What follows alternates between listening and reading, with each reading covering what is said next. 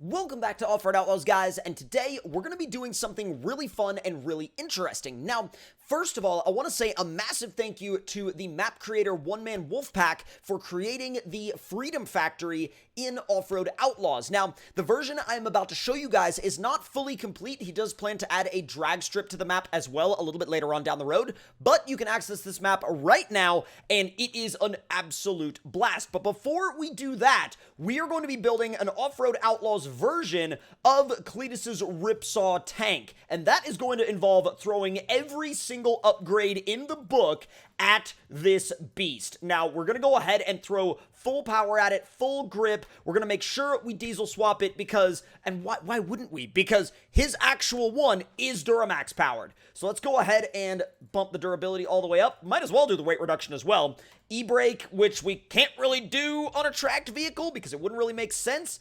This vehicle already has tank tracks, so that's already, like, you can't do that either.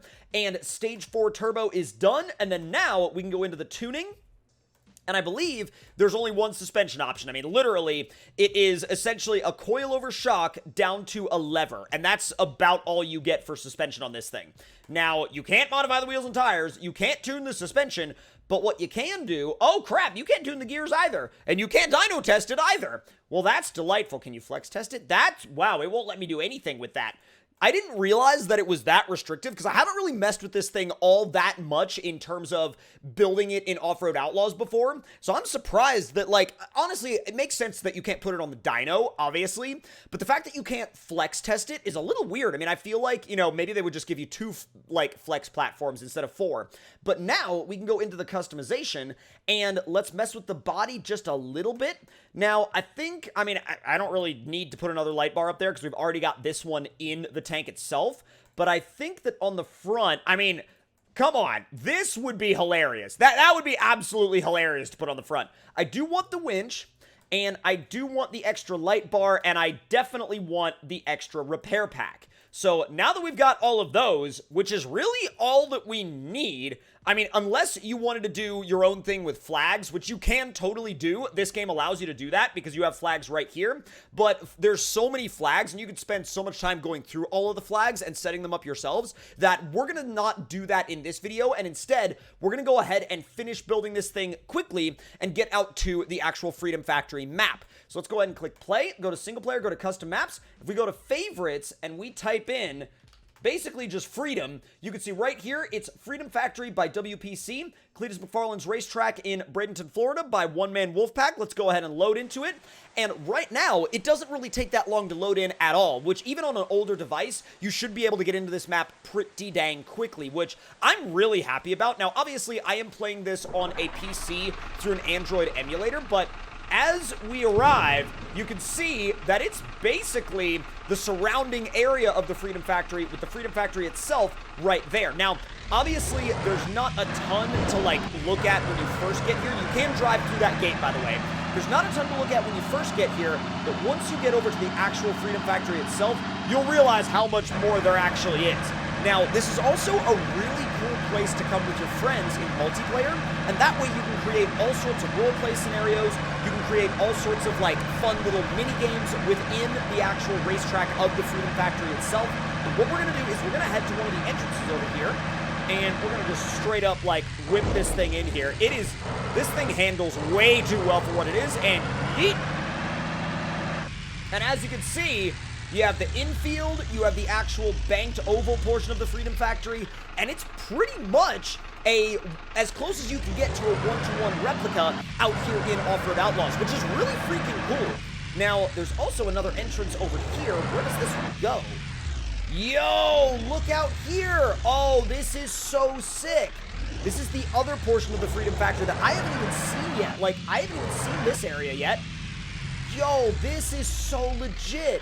And as you can see also out there, there is so much space for him to continue expanding this map. Like I said before, this is a work in progress and it's not complete yet, so do bear that in mind. It's not necessarily a full direct one-to-one of the surrounding area just yet, but he has plans to make it such. Now, let's see, is that mud yet? No, not actual mud yet, but I'm sure it will be at some point in time. Now, let's yeet ourselves back up into the track. Oh yeah, this thing does not care. Let me jump over the wall. Yeet! delightful. All right, let's see how fast we can get this thing to go around the actual racetrack portion, because I feel like it might not be, or at least while it might not be the greatest race car, especially for pavement, I'm curious as to whether we can hold like over 55 miles an hour or not. We're sitting at like 53, and it's a little iffy on that even. So 54, running it all the way wide out to the bank and by the start finish. There's 56, it shifted up, which I'm kind of surprised it actually did. We're holding about 54, 55 on the banking. That's pretty dang good. I mean, considering that the vehicle has tank tracks, I'm going to be pretty okay with, you know, saying that that's a good rate of speed.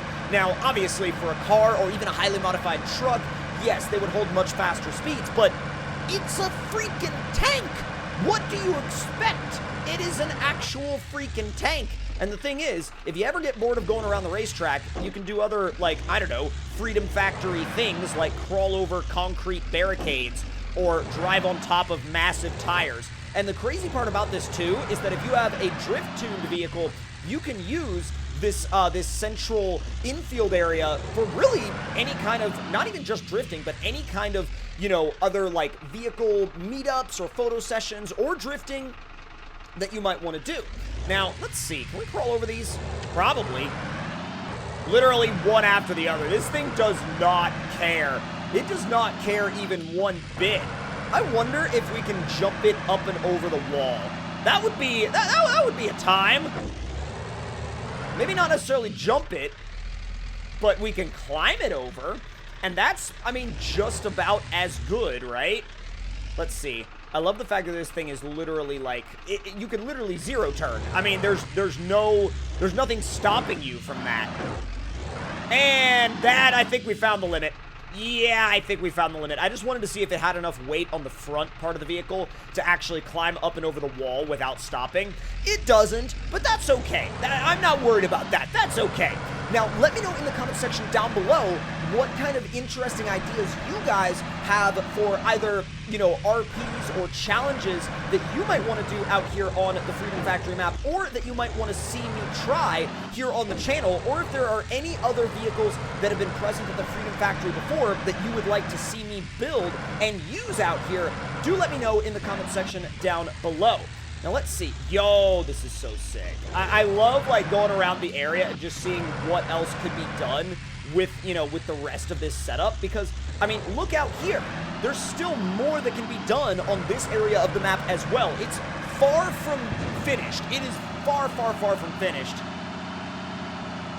I cannot believe how quickly this thing turns with, like, no handbrake and tracks. Yo, this is where the drag strip is gonna be. That's so sick. I freaking love it.